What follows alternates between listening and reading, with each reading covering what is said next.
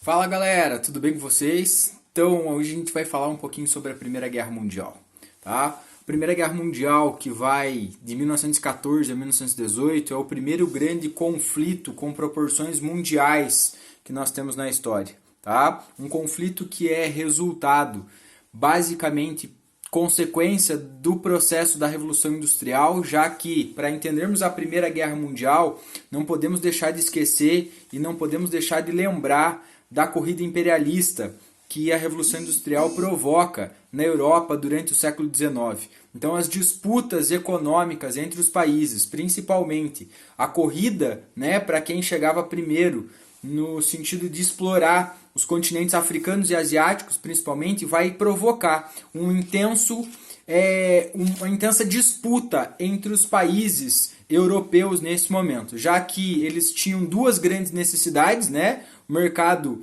consumidor e o fornecimento de matéria-prima. Então eles olham para esses dois continentes como os dois grandes fornecedores para atender essas necessidades que eles tanto tinham nesse momento. Isso vai fazendo com que essa disputa, esse desenvolvimento econômico, vá levando a uma rivalidade entre os países, no sentido econômico, entre os países europeus, até que essa rivalidade vá crescendo, vai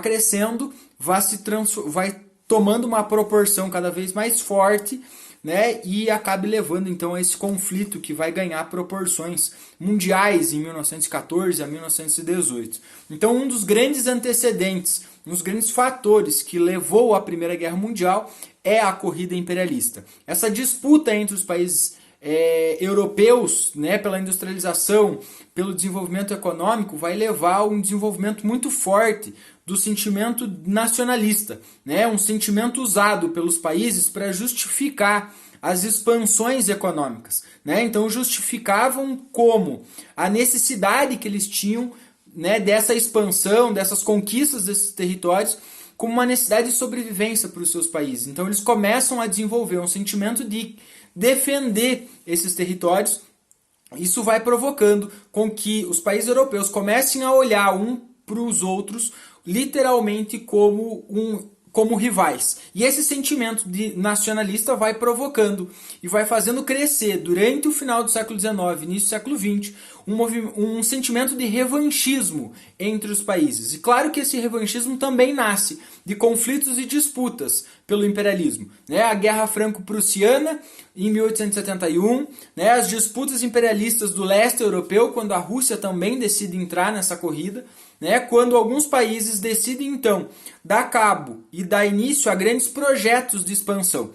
Então esse sentimento nacionalista que eles usam como justificativa para sua expansão acaba provocando esse sentimento de revanchismo entre os países europeus a partir daí. Isso também vai fazer, esse sentimento nacionalista e o revanchismo, vai fazer nascer gradativamente a política das alianças. Aqueles países que tinham interesses em comuns começam a se unir em projetos e acordos políticos e econômicos e principalmente militares, no sentido de se protegerem contra aqueles inimigos que tinham interesses opostos. E aí surge a política das alianças. A Tríplice Entente, de um lado, Inglaterra, França e Rússia, e do outro a Tríplice Aliança, com a Alemanha, Itália e o Império Austro-Húngaro, durante esse período.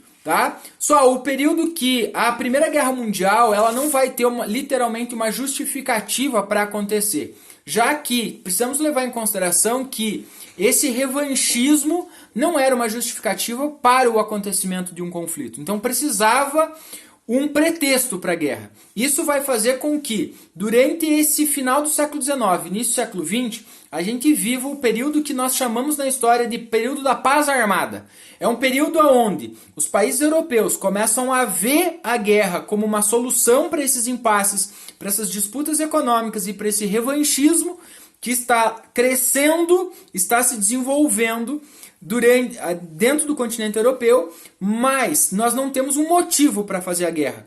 Então o que acontece nesse momento? Os países europeus começam a se preparar para um possível conflito, mas nós não vamos ter esse conflito. Por isso esse conceito da paz armada. É um período onde não existe guerra declarada entre os países europeus, mas este momento que antecedeu a Primeira Guerra Mundial é o período onde mais se produz e se desenvolve e se treina arma, exército e se desenvolve elementos ligados às questões militares. Tá? Então esse momento que antecedeu a Primeira Guerra Mundial é chamado de período da paz armada. Porque não temos um conflito, mas temos a preparação para a guerra. Isso ajuda a gente a entender também algumas características da Primeira Guerra Mundial. Né? Então o grande contexto, o grande pretexto para a Primeira Guerra Mundial acontece no dia 28 de julho de 1914, quando o arquiduque Francisco Ferdinando da Áustria está em uma visita à capital da Bósnia e acaba sendo assassinado por um jovem estudante sérvio que participava de um grupo ultranacionalista que tentava livrar o seu país ou lutar a favor do seu país contra o imperialismo de alguns países, que nesse caso a Áustria-Hungria exercia sobre a Bósnia. Então ele acaba sendo assassinado num ataque terrorista, que não tem uma ligação política europeia, mas tem uma questão regional ali da Bósnia, mas esse assassinato acaba sendo o grande pretexto para que a Áustria-Hungria, acusando a Sérvia de ter mandado matar o Francisco Ferdinando, declare guerra à Bósnia. Aí vem a política das alianças. Como todos os países europeus de alguma forma estavam ligados com políticas de acordo mútuo, tanto econômico quanto militar, quando a Áustria-Hungria declara guerra à Bósnia, todos os seus aliados também declaram guerra a este país. E assim, por consequência, a Bósnia, que também tinha seus aliados, recebe ajuda dos outros países, né, da aliança contrária, para defender o seu país. E aí a guerra vai acabar envolvendo, o conflito vai acabar envolvendo todos os países europeus a partir daí. E aí tem início então o primeiro grande conflito mundial que nós vamos ter na história, e nós já vamos entender o porquê que ele ganha esse contorno mundial. Tá? A guerra, pessoal, ela ganha logo de cara em 1914 uma característica de movimento. Por quê? Porque todos os países europeus estavam se preparando para a guerra, produzindo arma, desenvolvendo tecnologia militar e treinando seus exércitos. Então o primeiro momento da guerra, os primeiros meses da Primeira Guerra Mundial, é uma guerra de movimento. É uma guerra onde, principalmente a Alemanha, né, que visava esse conflito como forma de conquistar territórios imperialistas e acabar com as disputas econômicas, eliminar os seus concorrentes econômicos, vai dar início a uma prática, a um plano de guerra aonde o ataque era a sua principal característica. Então ele ataca duas frentes na guerra. De um lado ele ataca a França pelo lado ocidental e no lado oriental ele ataca a Rússia, que eram dois grandes inimigos. Então ela dá início, ela acreditava que a guerra seria rápida, assim como todos acreditam. Então qual que é a característica desse momento? A característica é o ataque rápido para eliminar o inimigo e vencer a guerra. Só que por que a guerra vai acabar tomando uma característica diferente dessa guerra de movimento?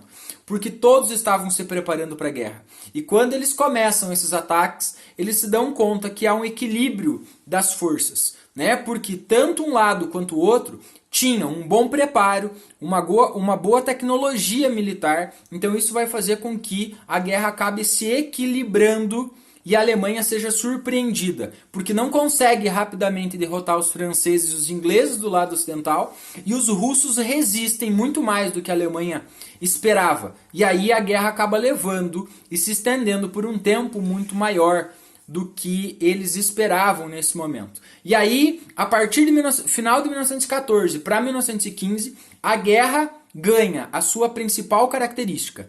De 1914 até 1917, nós vamos ver a Primeira Guerra Mundial, aquela que foi preparada, se transformar em uma grande guerra lenta e parada nas trincheiras. Então, entre os países, nas linhas inimigas entre os países, constroem-se imensas e longínquas trincheiras, buracos na terra de aproximadamente 2 metros de profundidade, 1,80 m de largura, por longos quilômetros, aonde os soldados vão se entrincheirar de frente um para o outro, né, com uma pouca distância, aonde eventuais ataques vão acontecer. Esporadicamente um ataque ou outro acontece, mas essas trincheiras são completamente vigiadas e controladas a partir daí, tá? Só, a partir de 1915, a entrada do Japão, da Bulgária, do Império Turco Otomano nesse momento vai fazer com que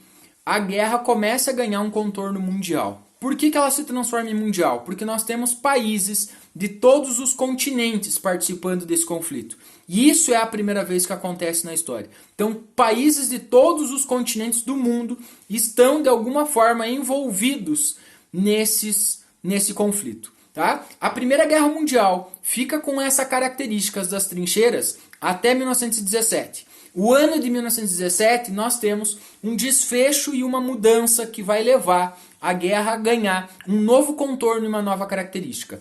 Dois momentos são extremamente decisivos para a guerra. Primeiro, em 1917, início de 1917, a Rússia vai viver o seu processo revolucionário, que daqui a pouco a gente vai discutir ele mais para frente em um outro vídeo. Então, em 1917, o processo revolucionário bolchevique vai fazer com que o Lenin, quando passe a controlar politicamente a Rússia, assine um acordo e retire a Rússia da guerra. Então, a Alemanha não tem mais duas frentes de batalha. A frente oriental agora não tem mais a Rússia na guerra, porque ela assinou um acordo e saiu.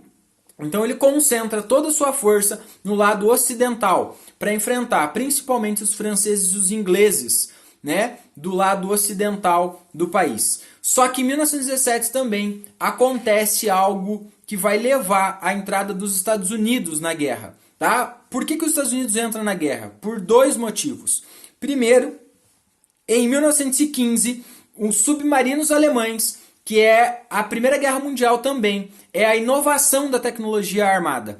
Né? Pela primeira vez se usa o avião, pela primeira vez se usa os submarinos. E aí, em 1915, os submarinos alemães acabam afundando um transatlântico inglês, aonde estavam a bordo 128 passageiros estadunidenses. Isso vai provocar uma reação muito grande por parte dos Estados Unidos. Tá? A situação entre os países começa a ficar tensa. E aí, em 1917, submarinos alemães, para impedir que os Estados Unidos fornecessem mantimentos para a Europa em guerra, afunda alguns barcos, alguns cargueiros americanos. E aí isso vai provocar, então, que os Estados Unidos, em abril de 1917, declare guerra à Alemanha e entre para a guerra. Por que isso é importante? Porque os Estados Unidos, ao entrar na guerra, ele manda um efetivo militar consideravelmente grande, soldados descansados e preparados para um conflito, aonde ele chega numa Europa em guerra já há quase 4 anos, aonde soldados estão cansados, psicologicamente abalados e exaustos por estarem dentro daquelas trincheiras há 2, 3 anos, sem movimento nenhum. Então a chegada desses soldados preparados, armados e descansados dá um novo movimento para a guerra. Tá? Por isso que a entrada dos Estados Unidos, a saída da Rússia e a entrada dos Estados Unidos são dois momentos que provocam uma grande reviravolta na guerra em 1917. Tá? A entrada dos Estados Unidos, pessoal, ela tem o mesmo contorno da entrada do Brasil na guerra. O Brasil também participou da Primeira Guerra Mundial. Em 1917, um barco chamado Paraná foi atacado e afundado por submarinos alemães no Canal da Mancha. Isso fez com que o Brasil acabasse então declarando guerra à Alemanha, mas a participação do Brasil na Primeira Guerra Mundial se limitou ao envio de uma pequena equipe médica para auxiliar a Tríplice Entente, né? Auxiliar, né? Já que o Brasil não tinha, né? não era diretamente envolvido no conflito, então a nossa ajuda foi com uma equipe médica no conflito. Então esses dois acontecimentos, em 1917, provocam uma grande reviravolta, tá? no contexto em que a guerra vinha acontecendo a partir daí. E aí, esse enfrentamento, né? Essa entrada de soldados descansados e a reviravolta vai acabar levando a Alemanha a ser derrotada no início de 1918, né? Aí na primeira metade do ano de 1918, e aí nós temos a Primeira Guerra Mundial chegando ao fim, nesse conflito.